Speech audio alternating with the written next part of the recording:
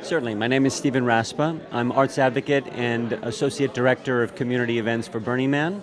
I also have the pleasure of advising a regional network of volunteers around the world and participating in different art scenes.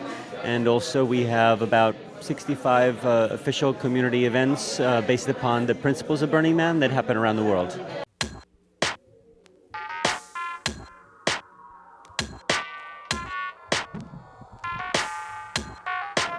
I had such a fantastic, adventurous life in New York in the 80s and early 90s when it was a very magical place to be and a very vital, revolutionary kind of an art scene.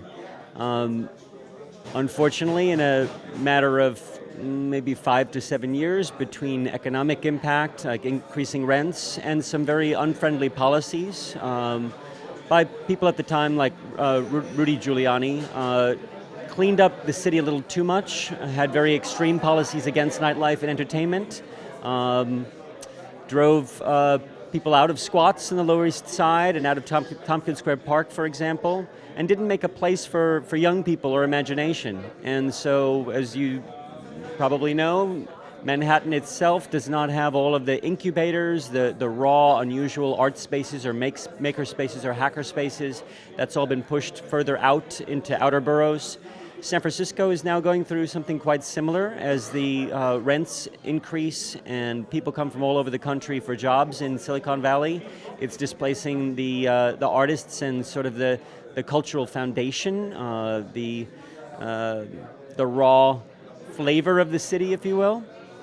And I think that every major city around the world is dealing with this right now. Increasing population density, rising rents, and concern of how to hold on to their cultural identity and uniqueness. And if we can't figure it out, then cities run the risks of only being a tourist attraction and people coming to visit what it was in the past instead of what it is and what it can be.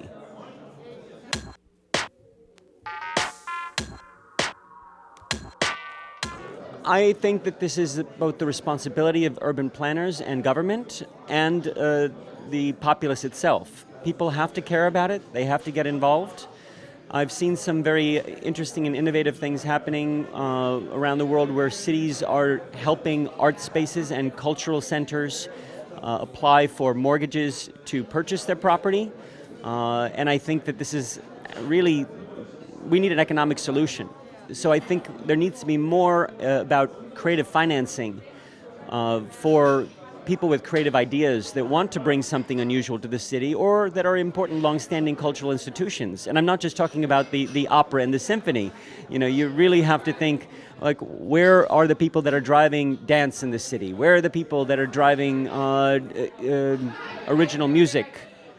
London has lost, depending on who you speak with, up to half of its live music venues in the last 5 years or so. And they're trying just to stop the hemorrhaging right now. Berlin, I think, has an advantage over a number of cities. New York and San Francisco are landlocked. They have water all around them, and Berlin is sprawling.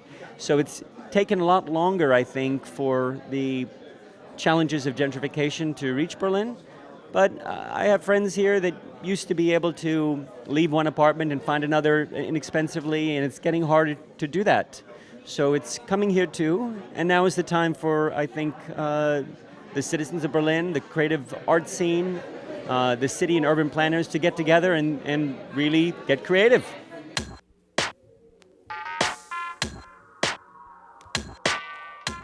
I love Berlin.